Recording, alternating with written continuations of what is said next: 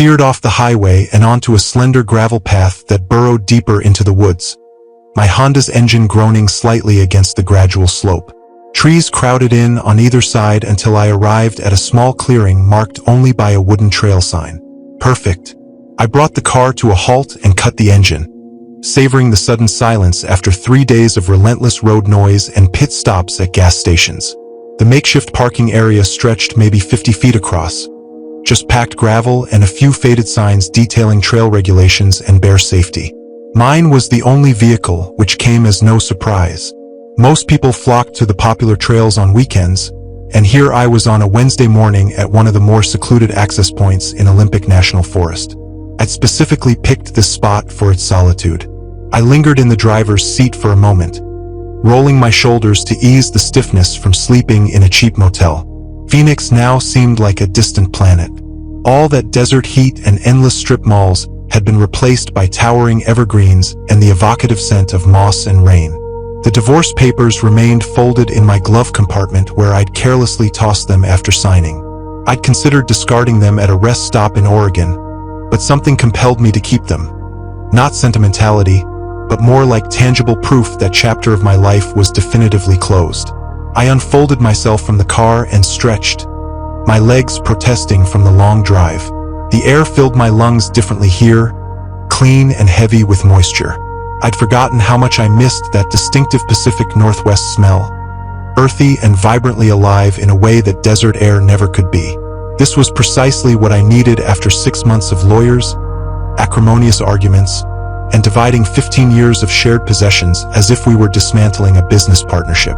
My backpack sat in the trunk where I'd loaded it that morning, well-worn and faded but utterly reliable. I'd purchased it 12 years ago for my first serious hiking trip, and it had faithfully carried me through countless trails since then. I hauled it out and set it on the hood to perform one final gear check. Sleeping bag, tent, camp stove, 3 days worth of food, water purification tablets, first aid kit, knife, flashlight, matches secured in a waterproof container.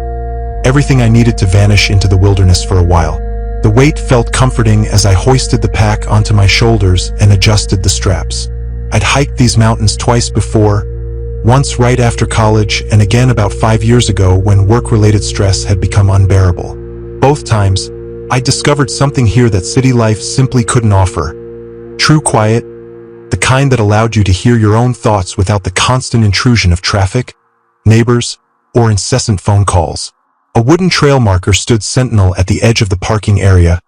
Carved letters painted a stark white against the dark wood. Mount Sawtooth Trail, 8.2 miles to summit.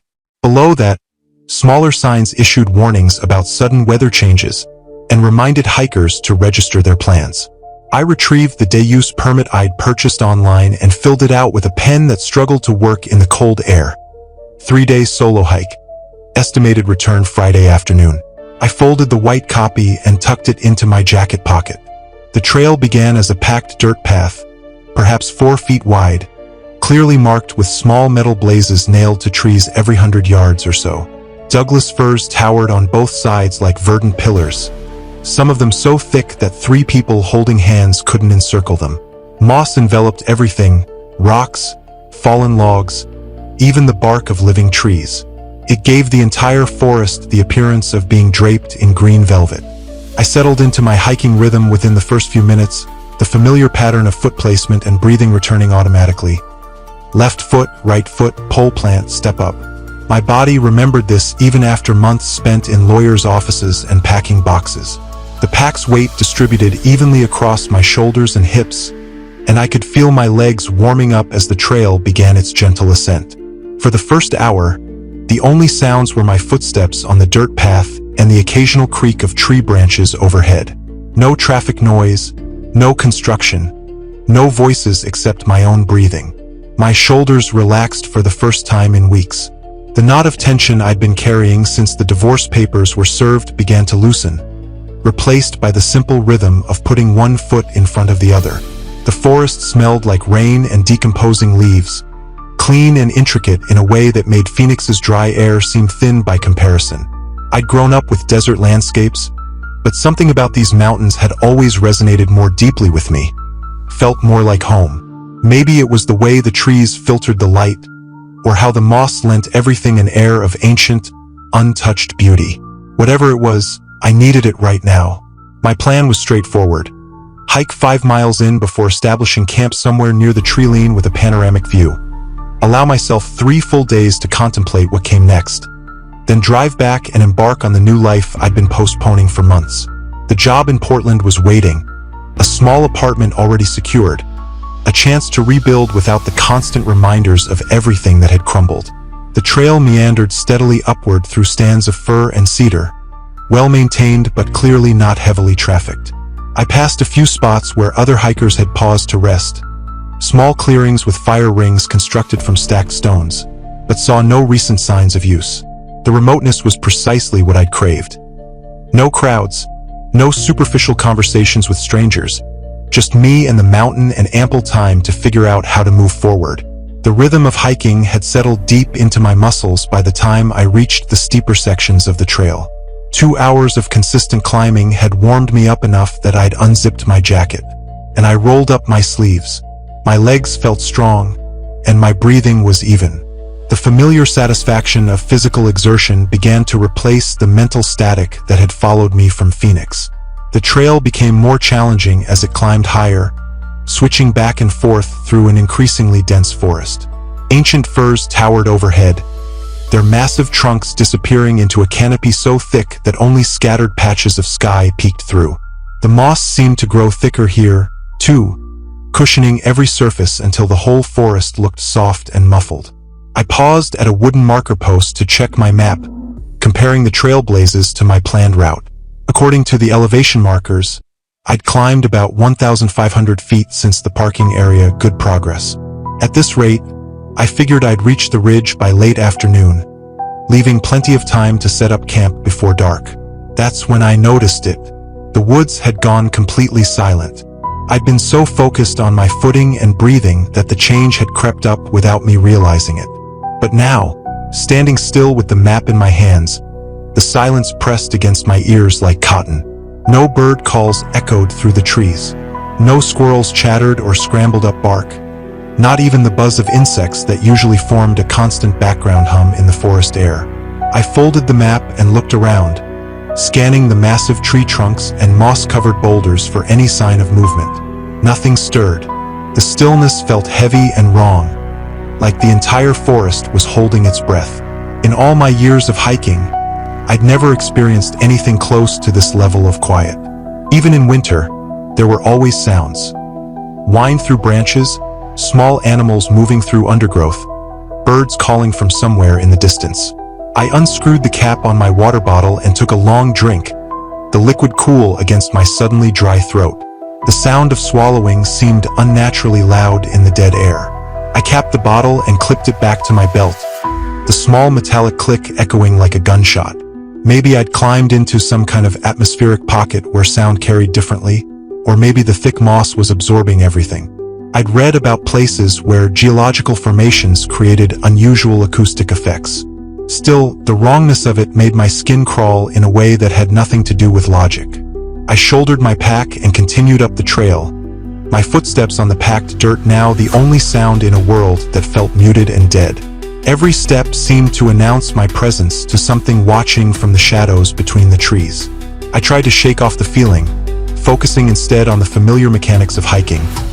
Watch for rocks, test each step on loose soil, use my poles for balance on the steeper sections. 20 minutes passed in that unnatural quiet before the trail curved around a massive fallen log that stretched across a small clearing. The log was easily 6 feet in diameter, its bark stripped away by decades of weather until the wood underneath had turned silver gray. I was adjusting my pack straps and looking ahead to plan my next few steps when I saw him. A man walked toward me down the trail, maybe 30 yards away, closing the distance at a steady pace. He looked to be in his 40s with dark hair and skin so pale it almost seemed to glow against the forest backdrop. His hiking gear looked normal enough, sturdy boots, khaki pants, a lightweight jacket, but something struck me as off. No pack, no water bottles visible on his belt, no poles or gear of any kind. As he got closer, I could see his face more clearly, and that wrongness I'd sensed sharpened into something specific. His expression was too focused, too intense for a casual trail encounter. Most hikers offered a quick nod or friendly smile when they passed each other. This man was studying me with the kind of attention usually reserved for examining something under a microscope. We reached each other near the fallen log, close enough that I had to step slightly off the trail to give him room to pass. "Hello," I said, making my voice casual and friendly. "Hello," he replied, stopping completely instead of continuing past me. His voice sounded normal enough, but he didn't break that intense stare. His eyes were dark, almost black, and they moved across my face and gear with deliberate precision, like he was memorizing details. "Beautiful day for hiking," I added, trying to fill the awkward silence. "Where are you headed?" he asked, ignoring my comment about the weather entirely. "Up to Sunset Ridge, planning to camp there tonight." He nodded slowly, a movement that seemed calculated rather than natural. "I've been up that way earlier. Good spot." "Yeah, I've heard it has nice views," I said, though something about his phrasing bothered me. Earlier today or earlier in general? And if he'd already been to the ridge, why was he coming down from this direction instead of the main summit trail? "You hiking alone?" he asked. The question made my shoulders tense. Maybe it was an innocent inquiry, the kind of small-talk hikers made about trail conditions and plans. But combined with his strange intensity and the way he'd positioned himself to block my path, it felt more like an interrogation. "Yeah, just me," I said. "You? Just me?" he echoed. We stood there for another few seconds, him continuing to stare at me with that unblinking focus while I fought the urge to step backward. Finally, I moved to one side. "Well, I should keep moving if I want to make camp before dark." "Of course," he said, but he didn't immediately move aside. When he finally stepped off the trail to let me pass, I had to brush close enough to him that I could have reached out and touched his jacket. That's when I caught the smell, a strange metallic odor that reminded me of old pennies or blood. It was faint yet distinct, utterly out of place amidst the clean, crisp forest air. I gave another nod and pressed on up the trail, battling the sudden primal urge to glance back over my shoulder. My skin felt taut and prickly between my shoulder blades, as if someone were leveling a loaded gun right at my back. After what stretched into a full minute of walking, I finally risked a peek behind me. The trail was deserted. The man had vanished around the bend as completely as if he'd never been there at all. But that sharp, metallic tang lingered in the air where we'd met, wrong and impossible to ignore. I stood there for a moment, breathing it in, trying to make sense of the unsettling encounter. The whole exchange had lasted maybe 2 minutes, but every detail was etched into my memory with uncomfortable clarity. His unnaturally pale skin, those dark, probing eyes, the way he'd inquired about my plans, as if he were gathering intel rather than making small talk. I continued up the trail, but the easy, rhythmic pace I'd found earlier was now shattered. My shoulders remained tense, and I found myself compulsively checking behind me every few minutes, half expecting to see that pale figure following at a distance. The forest remained locked in its unnatural hush, making every footstep and breath sound amplified and exposed. The wrongness that had started with the dead quiet now spread to encompass that strange encounter. In 15 years of hiking, I'd met hundreds of people on these trails, and none of them had ever left me feeling this deeply unsettled. There had been something almost predatory about the way he'd studied me, as if I were being evaluated rather than greeted. I told myself I was overreacting, that the stress of the divorce and the recent isolation were fueling paranoia about a perfectly ordinary trail encounter. But as I climbed higher into the mountains, heading towards Sunset Ridge and whatever waited there, I couldn't shake the growing feeling that something was profoundly wrong in these woods. I pushed myself harder up the remaining trail, desperate to reach Sunset Ridge before the forest succumbed to complete darkness. The encounter with that pale man had left me rattled in a way I couldn't quite articulate, and every step deeper into these woods felt like I was walking further and further from safety. My pack straps dug into my shoulders as I labored up the final switchbacks, but I ignored the discomfort. Getting to my planned campsite and establishing some semblance of a secure perimeter felt far more crucial than taking breaks.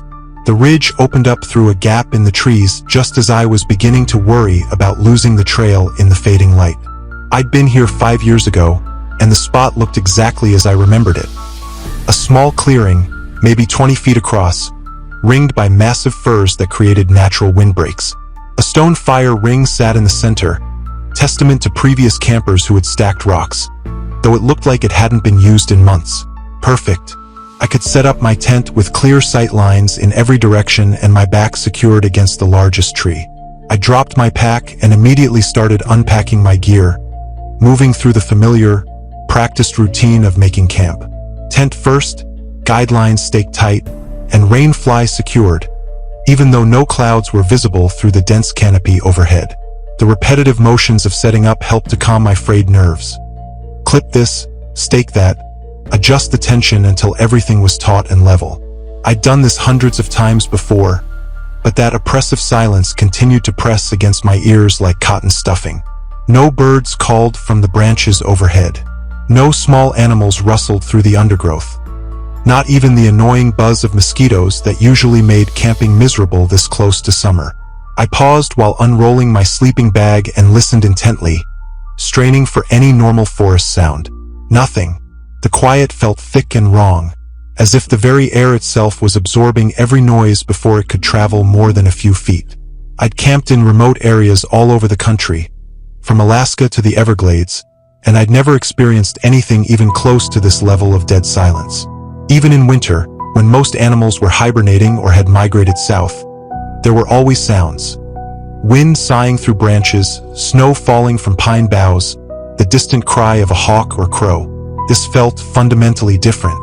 This felt like the entire ecosystem had simply ceased functioning.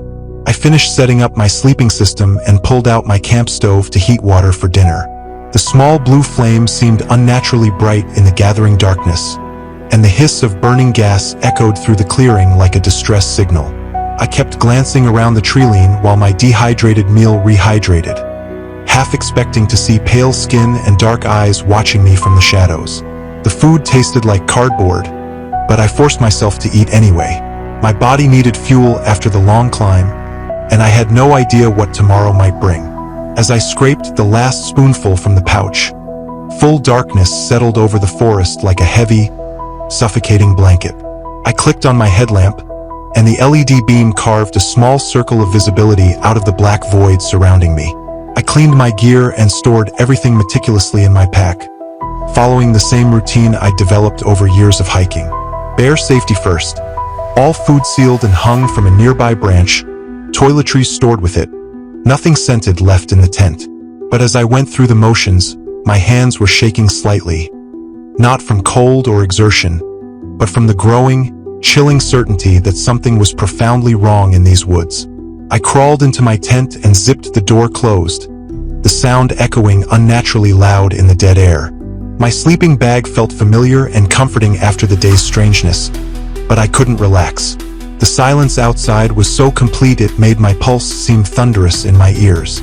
I lay there listening for any sound that would indicate normal forest life. An owl hooting, branches creaking in wind, even the scurry of mice through dead leaves. Instead, the quiet stretched on like I was camping inside a vacuum chamber. I reached for my hunting knife and slipped it under my inflatable pillow, the handle within easy reach of my right hand. The blade was only 4 inches long, more tool than weapon, but its weight felt reassuring against my palm. I told myself I was being paranoid, that divorce stress and isolation were making me jumpy about a perfectly normal backpacking trip. But paranoid or not, I wasn't taking any chances. Sleep felt impossible with my nerves this wound up, so I just lay there in my sleeping bag and tried to think calming thoughts. Portland, my new job, the apartment I'd rented sight unseen but which looked decent in the photos. Anything except that pale man's intense stare and the metallic smell that had lingered long after he disappeared around the Sawtooth Trail bend.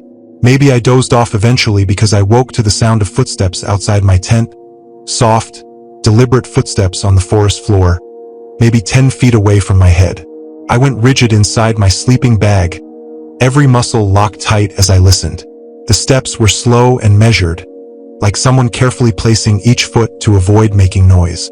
But in the absolute silence of these woods, I could hear every detail. the soft compression of pine needles, the slight scrape of a boot's sole against a small stone. The footsteps moved around my campsite in a wide circle, passing behind my tent toward the fire ring area.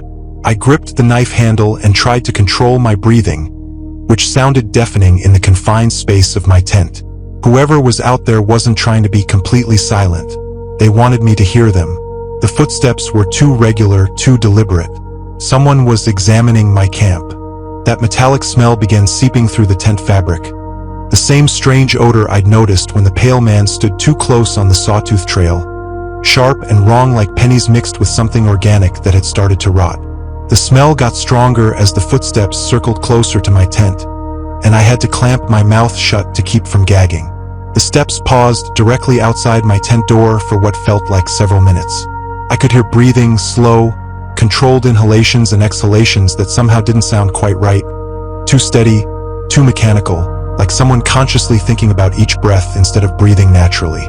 Then the footsteps resumed their circuit around my campsite, moving with that same measured pace around the fire ring, past where I'd hung my food, back toward the treeline, and around again.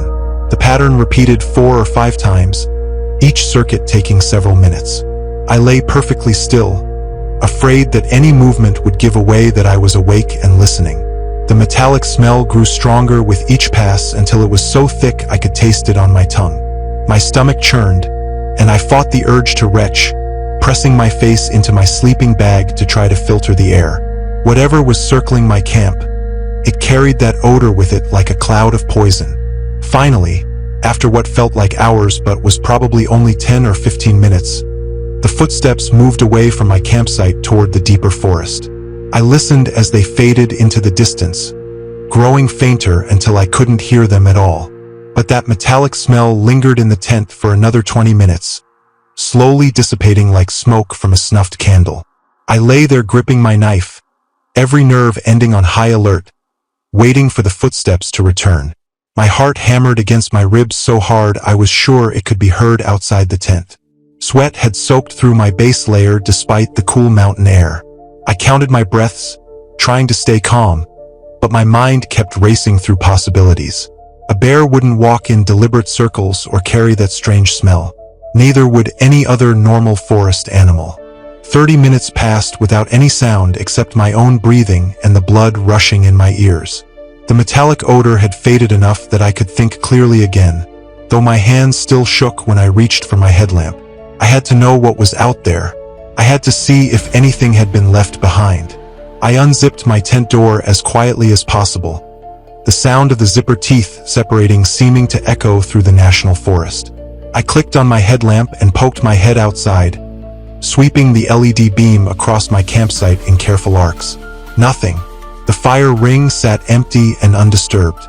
My food hung exactly where I'd left it, the rope still tied in the same knots. No footprints marked the soft earth around my tent.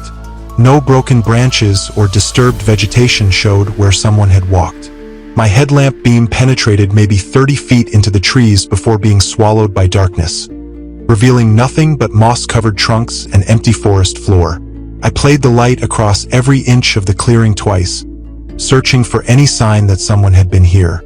The beam picked up the metallic reflectors on my guidelines, the pale fabric of my tent, the dark stones of the fire ring, but no evidence that anything had circled my camp for 15 minutes, breathing and watching and carrying that horrible smell. I pulled my head back inside and zipped the tent closed, my hands trembling as I fumbled with the slider. Whatever had been out there was gone now, leaving no trace it had ever existed. But I could still taste that metallic flavor on my tongue, and my ears rang with the memory of those deliberate, measuring footsteps. I didn't sleep again that night. I'd been staring at the tent ceiling for hours, knife handle warm in my grip. The first whisper of gray light began to bleed through the tent fabric. My eyes, gritty from sleeplessness, burned, and my body throbbed from a night spent rigid, unmoving. Each tiny sound, the rustle of my sleeping bag, the faint crackle of my joints as I dared to shift, had sent a jolt of ice through me, forcing me to freeze and strain for any answering sound from the darkness outside. But that awful silence had persisted, unbroken since the footsteps had faded into the woods. No wind stirred the branches above. No insects buzzed in the pre-dawn chill. Even my own breathing seemed muffled, unnatural, as if the forest were swallowing sound whole. Slowly, I sat up and checked my watch. 6:15, close enough to dawn that I could justify escaping this place. I'd planned 3 days on this mountain, hoping to work through some life changes and find a sliver of peace. Instead, I'd endured a single, endless night convinced that something was hunting me through the woods. I unzipped my sleeping bag and began stuffing it into its compression sack, my movements quick and efficient.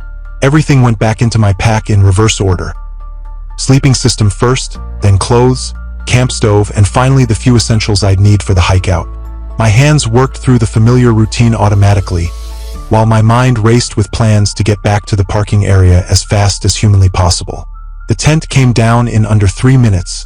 The guidelines coiled and the stakes dropped into their mesh bag. I'd done this drill hundreds of times, but never with this urgent, primal need driving every action. Each second I spent in that clearing felt like borrowed time. I shouldered my pack and did a final sweep of the campsite, making absolutely sure I hadn't left any gear behind.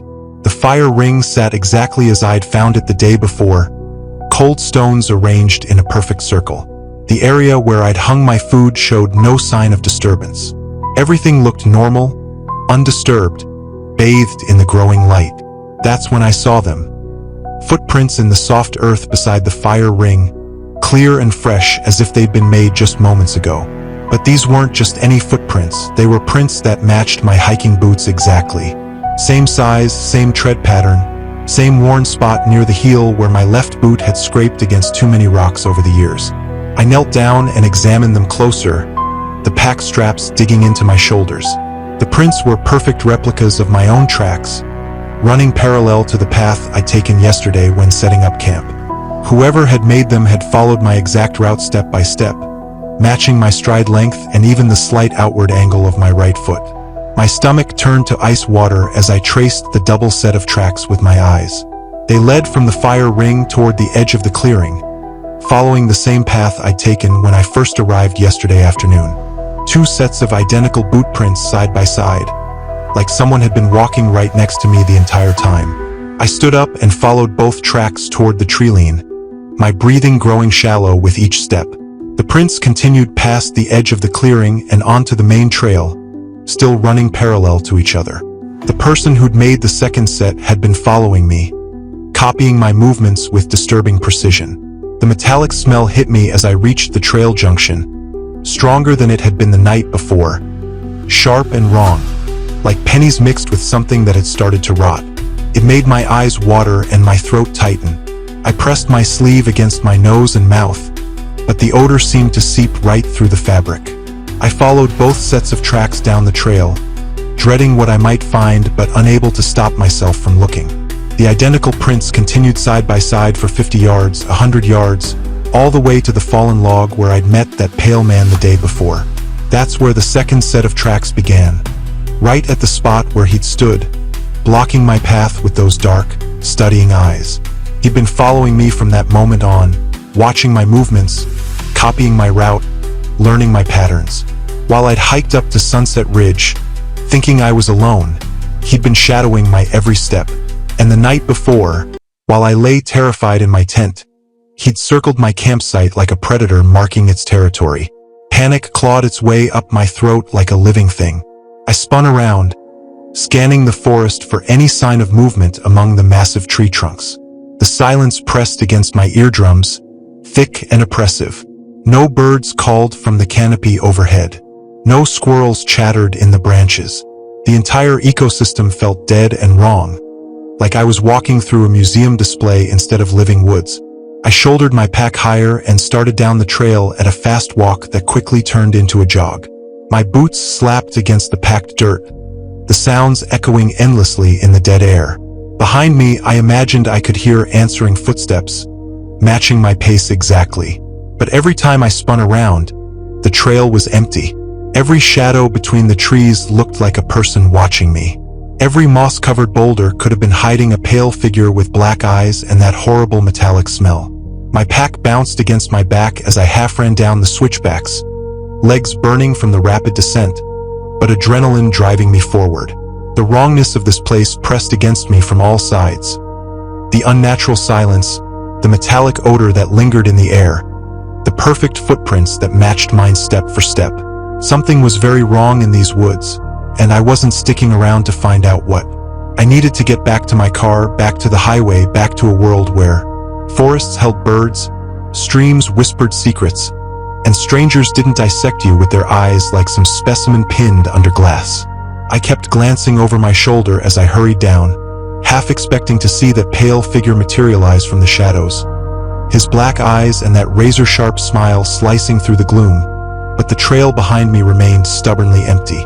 Even as my skin prickled with the unshakable feeling of being watched, the forest felt like a trap drawing tighter, and every step toward the parking area was a desperate lunge for freedom. My breath hitched in ragged gasps that echoed too loudly in the unnerving quiet. Sweat trickled down my spine despite the cool caress of the morning air. I stumbled over gnarled roots and loose stones in my haste, catching myself against tree trunks that felt unnaturally cold and alien beneath my trembling palms. I had to escape this place. Whatever was stalking through these woods, whether it was a man or something far more sinister, I refused to be its next victim. The parking area couldn't be more than an hour away at this frantic pace. My Honda waited there, keys nestled in my pocket, a full tank of gas promising a swift escape from the silent, watchful forest. I ran even harder, my pack bouncing with each stride, the metallic scent clinging to me like a shroud of poison as I descended the mountain. I'd been pounding down the trail for nearly an hour when I glimpsed something through the dense trees that made me falter, slowing to a hesitant walk. About 50 yards ahead, beyond a thicket of towering firs, an oak tree stood isolated from the evergreens, as if it didn't belong in this forest at all. Something dark dangled from one of its thick branches, swaying gently in the faint breeze that managed to filter through the dense canopy. My initial thought was that someone had hung a bear bag too low or carelessly abandoned camping gear. But as I edged closer, the shape solidified, becoming more substantial, more defined. The metallic smell that had been dogging me down the mountain suddenly intensified, blending with something else. Something sickeningly organic and wrong that made my stomach clench in protest. I approached the oak tree with extreme caution, my pack jostling against my back with each tentative step. The thing suspended from the branch was unequivocally not camping gear. It was too large, too heavy, swaying with a weight that made the thick rope groan against the rough bark. My brain balked at processing what I was seeing until I was close enough to discern details I desperately didn't want to see. A body hung lifelessly from a thick rope secured to the oak's largest branch, suspended maybe 8 feet above the forest floor. The rope appeared brand new, a vibrant yellow climbing rope with a weave pattern I recognized from my own equipment. Whoever had done this knew exactly what they were doing. The knots were clean and expertly tied, the kind that wouldn't budge under immense weight. I initially assumed it had to be the pale man from yesterday. Maybe he'd been so deeply troubled that he'd ventured out here and committed something irreversible. Maybe I'd misjudged him, and he was simply another hiker grappling with unseen demons. The thought triggered a wave of guilt for fleeing instead of offering help. But when I circled the tree to get a clearer view of the face, my world tilted precariously on its axis, and everything I believed about reality shattered into fragments. I was staring up at myself. My own lifeless face gazed down at me from the end of that rope, my neck twisted at an unnatural angle that sent bile surging into my throat. The skin was a ghastly gray, bloated with the unmistakable signs of early decomposition, hinting at days spent suspended in the forest air. My mouth hung open, slack and distorted, and my eyes were cloudy white marbles that reflected nothing, devoid of life or recognition. The clothes were identical to what I was wearing at this very moment. The same hiking boots with the telltale worn spot near the left heel, the same blue jacket bearing the small tear on the sleeve from a long-ago encounter with a branch, the same khaki pants, and the same faded baseball cap I'd been wearing since yesterday morning. I stumbled backward, my vision swimming as waves of nausea washed over me like physical blows. This couldn't be real, it simply couldn't be. I was alive, standing here, breathing, thinking, and feeling the frantic thud of my heart against my ribs. But that was undeniably my body rotting in the tree above me. Same face, same build, same everything down to the faint scar on my chin from a childhood accident. The stench slammed into me with full force as I retreated, decay mingling with that sickeningly sweet metallic odor that had been plaguing me since yesterday, a combination so potent it coated my tongue with its foulness. I gagged, pressing my sleeve against my mouth in a futile attempt to block the assault, but the stench seemed to seep through the fabric, permeating the inside of my throat. My legs felt like they were turning to water, threatening to buckle beneath me. I reached out desperately to steady myself against a nearby tree, but my hand passed right through the bark as if it weren't there. I tried again, more frantically, but my fingers found nothing solid, no purchase, no support.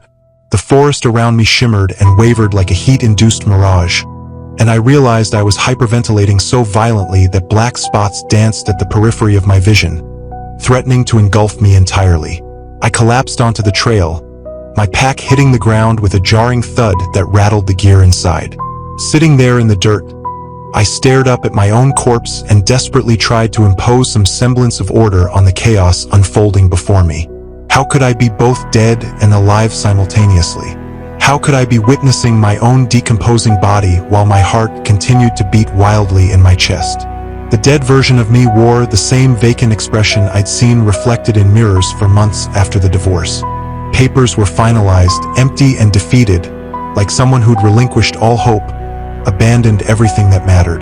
But the gray skin and clouded eyes spoke of something far more profound than mere emotional exhaustion.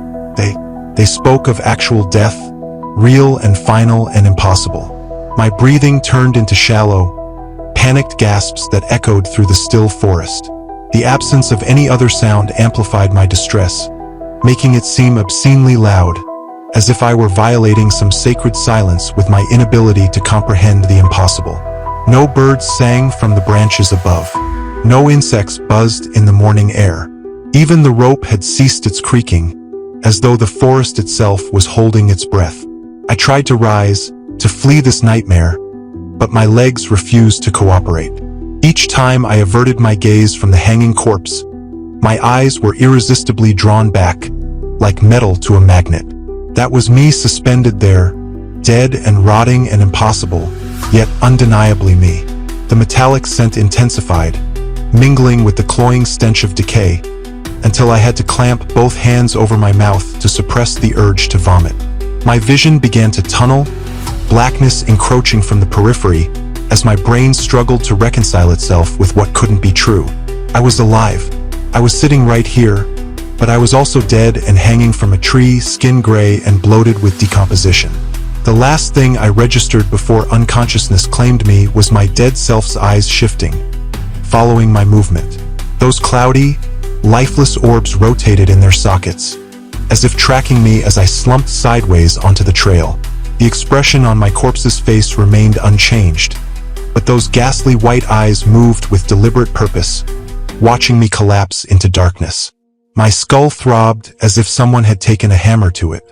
I drifted back to consciousness slowly, the taste of copper coating my tongue and pine needles digging into my cheek. The forest floor was cold and damp beneath me, seeping through my jacket where I'd been lying motionless. I blinked hard and pushed myself up onto my elbows, trying to reconstruct what had transpired. My watch indicated that 20 minutes had elapsed since I'd last checked it. 20 minutes spent unconscious on a trail in the middle of nowhere. I rolled onto my back and gazed up at the oak tree, half expecting to see that horrifying rope and the gray, bloated version of myself swaying in the morning air. Instead, I found only empty branches reaching toward the canopy. No rope, no body, no evidence that anything had ever been suspended there. I scrambled to my feet, my legs shaky and unsteady.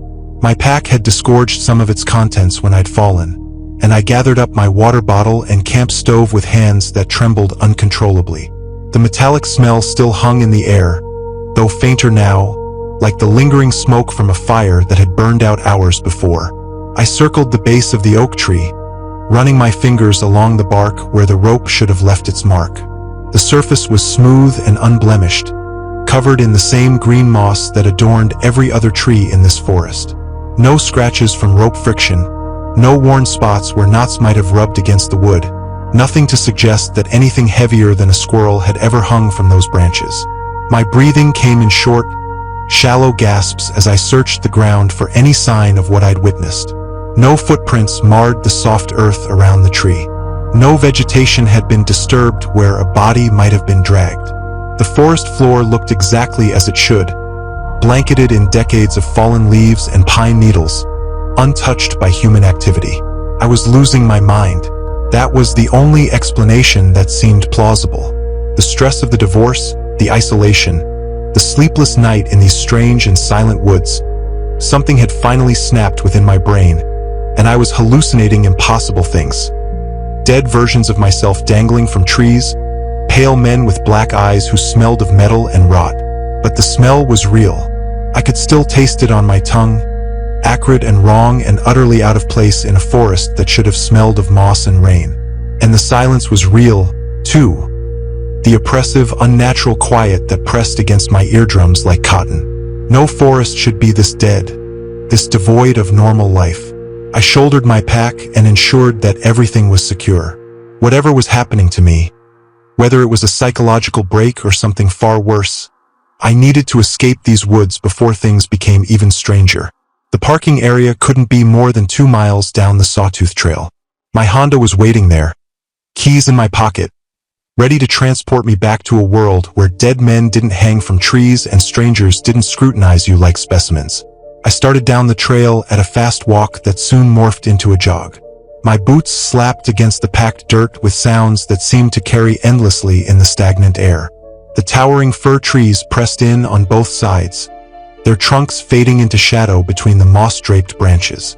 Each step carried me farther from that oak tree and whatever impossible horror I thought I'd seen suspended from it. Branches lashed at my face as I forced my way through overgrown sections of the trail, leaving stinging scratches on my cheeks in the cool air. My pack bounced against my back with each stride, the familiar weight feeling heavier than it should after a sleepless night and 20 minutes unconscious on the national forest floor. Sweat trickled down my spine despite the morning chill, and my throat felt raw and parched. I'd covered perhaps half a mile when I heard them. Footsteps behind me on the trail, mirroring my pace exactly, not faster, not slower, but keeping perfect time with my own stride, length, and rhythm. The sound sent shivers down my spine, making the hair on my neck stand on end. I stopped abruptly and whirled around, expecting to see another hiker who'd started early and caught up with me on the Sawtooth Trail. Instead of finding a clear descent, I saw the pale man from yesterday strolling through the trees, maybe 30 yards behind me. He moved with that same deliberate and unhurried pace I remembered, like he had all the time in the world to reach his chosen destination. But something was profoundly wrong with his face. More so than yesterday when his skin had just seemed unnaturally pale and his eyes too dark. Now, up close, I could see that his skin looked plastic, stretched taut over the bones of his skull. It possessed a waxy sheen that caught what little light filtered through the canopy, smooth and artificial like a mannequin's features. His eyes were completely black, not dark brown or deep blue, but genuine black voids that reflected no light at all. They looked like holes punched through his face into some empty space behind his skull. When he smiled, his teeth appeared sharp and wrong, too white and too pointed for a human mouth. The metallic smell rolled off him in waves, stronger than it had been yesterday, mixed with something else now, something organic and rotten that made my stomach clench with nausea. The combination was so thick I could taste it on my tongue, coating the inside of my mouth with a flavor like old pennies soaked in spoiled meat. He stopped walking when our eyes met, standing perfectly still among the massive tree trunks like he was part of the forest itself.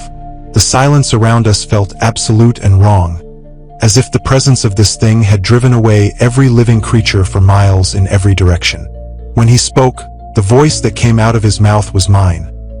My exact tone and inflection, the same slight rasp I developed from years of smoking in college. The words sounded like they were coming from my own throat, played back through some kind of recording device. "You shouldn't have come here." Every muscle in my body went rigid with terror, so pure it felt like ice water flooding my veins.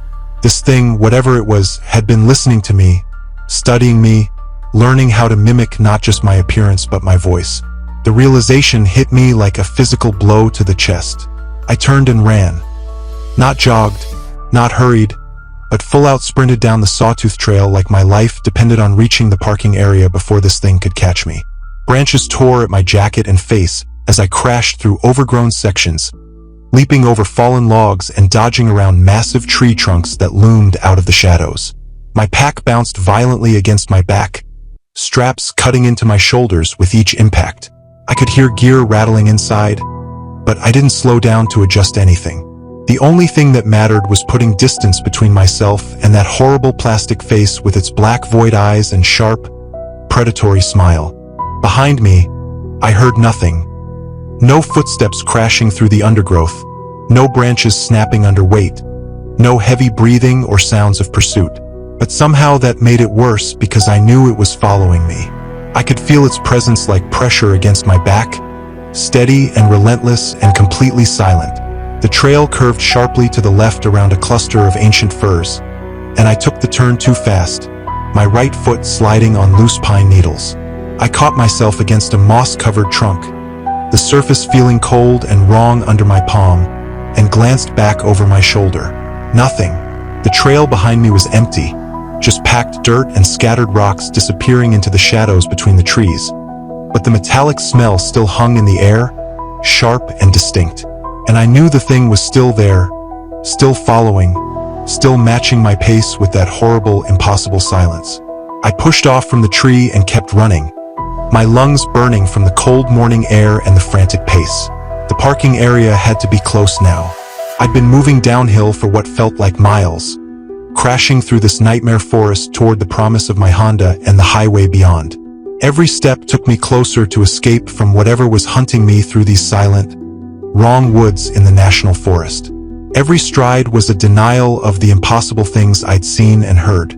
I was going to reach my car, drive away from this place, and never look back. Whatever had happened to me here, psychological break or supernatural encounter, would stay buried in these mountains where it belonged. The trail straightened out ahead of me, disappearing into a gap between towering evergreens that I thought I recognized from yesterday's hike up. The parking area was just beyond that gap. Safety was just beyond that gap. Normal life was just beyond that gap. I ran harder, my boots pounding against the trail with desperate rhythm. The inhuman thing pursuing me through the trees with its terrible, perfect silence. The trees finally opened up ahead of me, and I crashed through the last cluster of firs into the small gravel clearing where I'd left my Honda what felt like days ago. The beat-up Civic sat exactly where I'd parked it, dusty and ordinary and beautiful in its complete normalness. Real metal and glass and rubber tires. Solid things that belonged to the world, everything I understood. My legs nearly gave out as I stumbled across the parking area, legs shaking from the frantic sprint down the mountain. I dug through my jacket pockets for the car keys, fingers trembling so badly I could barely feel the metal when I found them. The keys slipped from my grip and hit the gravel with a sharp clink that echoed across the empty lot. I dropped to my knees and scrambled for them in the loose stones, cursing under my breath as I swept my hands back and forth. There, the familiar weight of the keyring with its worn leather fob. I stood up and immediately dropped them again, my hands refusing to cooperate with my brain's desperate commands. On the third try, I managed to grip the keys long enough to jam them into the door lock. The mechanism turned with a satisfying click, and I yanked the door open hard enough to make the hinges squeal in protest. I threw my pack into the back seat without bothering to be careful about it, hearing my camp stove rattle against something else inside. Movement caught my eye as I slid behind the wheel. I turned my head toward the forest edge, and my blood turned to ice water in my veins. The pale man stood at the tree lean, maybe 40 yards away. He hadn't followed me, crashing through the undergrowth, or appeared winded from any pursuit.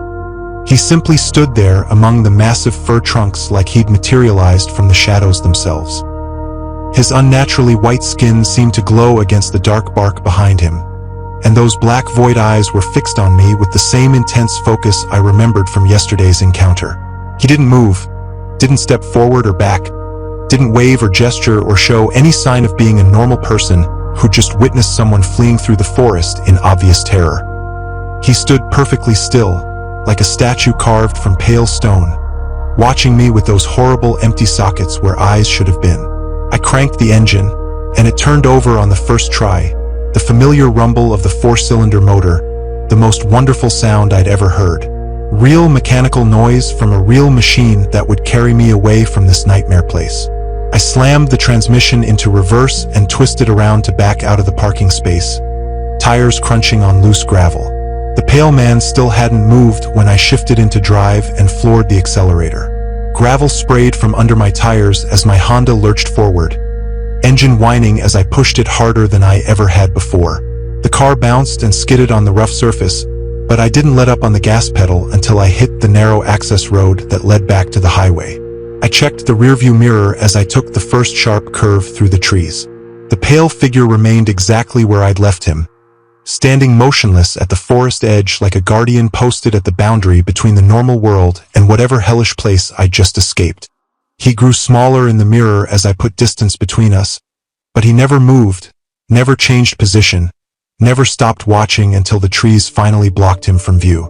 My hands cramped around the steering wheel as I navigated the winding gravel road that led back to civilization, white knuckles and aching fingers, but I couldn't force myself to loosen my grip. The wheel felt like my only connection to reality, the only thing keeping me anchored to a world where dead men didn't hang from trees and pale strangers didn't mimic your voice with perfect accuracy. The gravel road seemed longer than it had 2 days ago when I'd driven up here full of hope about finding peace and clarity in the Sawtooth Trail National Forest. Every curve revealed more trees pressing close to the narrow track, more shadows that could hide watching figures, more evidence that I was still trapped in this wrong and silent place. But finally, after what felt like hours but was probably only 10 minutes, I saw the blessed sight of asphalt ahead. The highway stretched in both directions, marked with yellow lines and occasional tire tracks from normal vehicles driven by normal people living normal lives. I turned right toward Olympia and immediately felt some of the tension leave my shoulders. Real road, real traffic signs, real evidence that I'd escaped whatever had been hunting me through those woods. But I couldn't stop checking the mirrors. Every few seconds, my eyes flicked to the rear view, expecting to see that pale figure somehow keeping pace with my car, despite the impossibility of it. The rational part of my brain knew nothing could run 50 miles per hour through dense forest. But rationality had taken a beating over the past 24 hours. I drove for 2 hours straight without stopping, hands locked in the same position on the wheel, eyes constantly moving between the road ahead and the mirrors behind. The landscape gradually changed from deep forest to scattered trees to farmland. Each mile put more distance between me and the silent wrongness of those mountains. Other cars appeared on the highway. A pickup truck hauling a boat trailer, a minivan with kids' faces pressed against the back windows, a semi loaded with lumber heading toward the coast. Normal people doing normal things. The sight of them was like medicine for whatever sickness had infected my brain up in those woods. These were real vehicles driven by real humans who'd never seen their own corpses hanging from trees or been stalked by plastic-faced things that smelled like metal and death. Only when I reached Interstate 5 and found myself surrounded by the steady flow of morning traffic did my heart rate finally begin to slow down. Commuters heading to Seattle, truckers making deliveries, families starting weekend trips to visit relatives. The ordinary rhythm of people getting on with their lives without worrying about impossible things lurking in dark forests. I pulled off at the first Olympia exit and found a gas station that looked busy with regular customers. The parking lot was full of normal cars and SUVs, and I could see people inside buying coffee and snacks like it was just another Friday morning. I parked next to a soccer mom loading groceries into her trunk and sat there for 15 minutes, engine off, trying to process everything that had happened to me. The divorce papers were still folded in my glove compartment where I'd left them when this trip started. I pulled them out and stared at the legal language that busy with regular customers. The parking lot was full of normal cars and SUVs, and I could see people inside buying coffee and snacks like it was just another Friday morning. I parked next to a soccer mom loading groceries into her trunk and sat there for 15 minutes, engine off, trying to process everything that had happened to me. The divorce papers were still folded in my glove compartment where I'd left them when this trip started. I pulled them out and stared at the legal language that had seemed so important 3 days ago. Property division, custody arrangements, financial obligations, all the bureaucratic debris of a 15-year marriage that had fallen apart. Yesterday morning, these papers had represented the worst thing that had ever happened to me.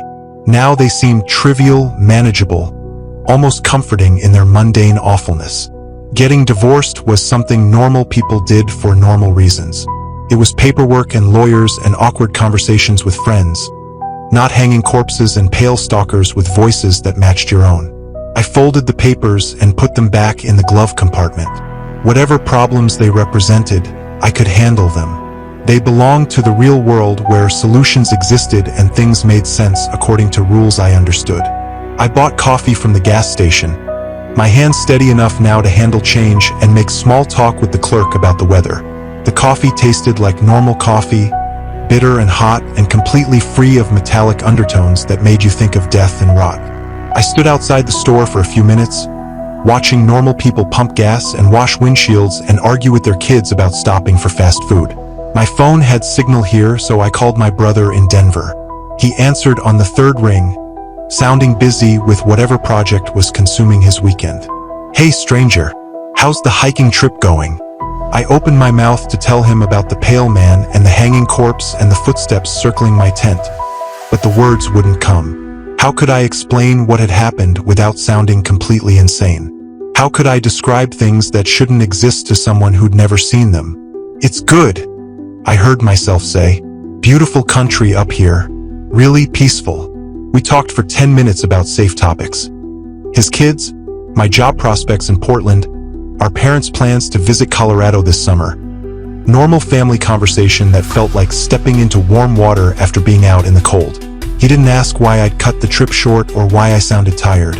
I didn't volunteer any information about why I was calling from a gas station instead of a mountaintop. When I hung up, I realized I'd made a decision without consciously thinking about it. Whatever had happened to me in those woods was going to stay there. I wasn't going to try to convince anyone it was real. I wasn't going to report mysterious stalkers to park rangers or post about supernatural encounters on hiking forums. I was going to drive to Portland, start my new job, and pretend that the past 3 days had been exactly what I told my brother. A peaceful hiking trip in beautiful country. Whatever was waiting in those silent mountains could stay there forever, as far as I was concerned. I got back in my Honda and pointed it north toward the rest of my life. I refreshed the forum page for the third time in 10 minutes, my eyes burning from staring at the laptop screen in my dimly lit apartment. The cursor blinked in the search bar where I'd typed Olympic National Forest encounters for what had to be the 100th time since moving to Portland 6 months ago. My new apartment was a studio on the east side, furnished with the kind of cheap furniture you bought when you needed to start over from scratch. A futon that doubled as a couch, a desk from IKEA that wobbled whenever I typed too aggressively, a coffee table covered in empty takeout containers and energy drink cans. The debris of someone who'd forgotten how to take care of himself properly. The wall next to my desk was covered with printed forum posts, news articles, and hiking reports that I'd taped up like some kind of conspiracy theorist's murder board. Red pen connected similar details between stories. Yellow highlighter marked recurring location names. Green circles around dates that formed patterns I couldn't quite decode. Tonight's research had yielded 3 new accounts that made my stomach clench with recognition. A couple from Washington claiming they had encountered their own reflections walking toward them on the Mount Sawtooth Trail. A solo hiker who'd found his tent circled by footprints that matched his boots exactly. A woman who'd seen herself hanging from a tree near Sunset Ridge before waking up miles away with no memory of how she'd gotten there.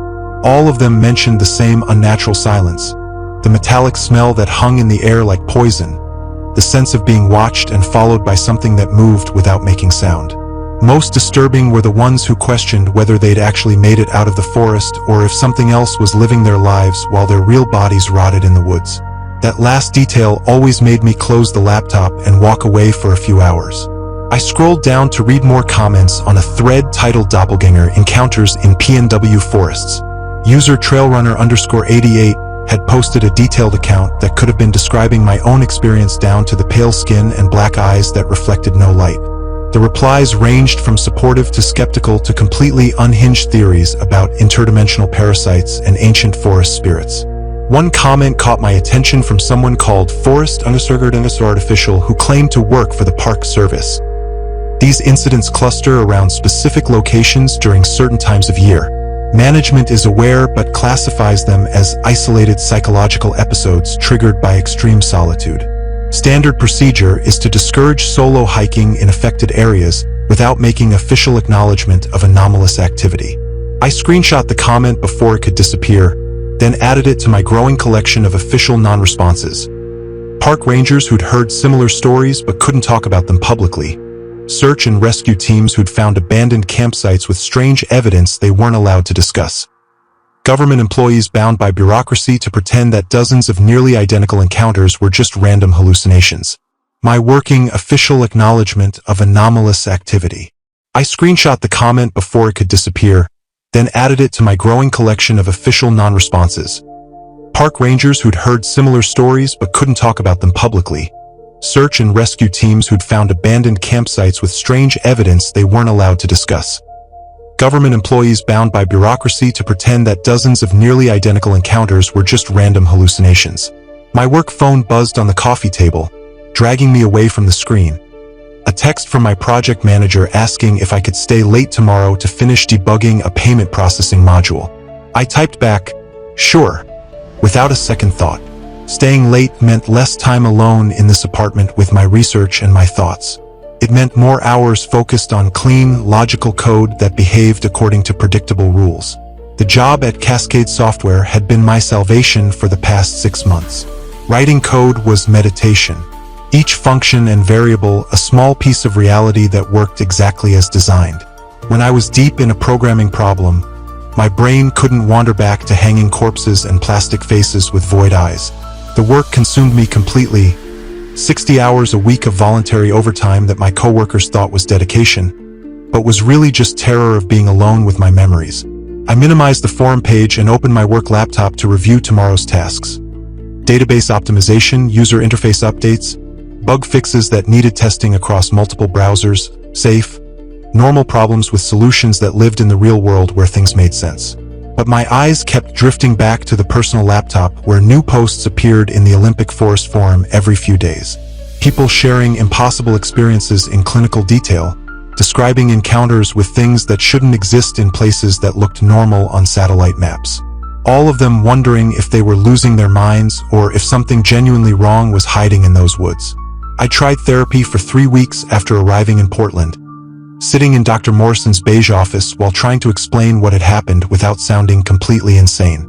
She'd listened with the kind of professional patience they taught in psychology programs, taking notes about trauma and isolation and the psychological effects of major life changes like divorce. When I'd mentioned the hanging corpse that looked exactly like me, she'd nodded and suggested exploring how stress could create vivid hallucinations that felt completely real.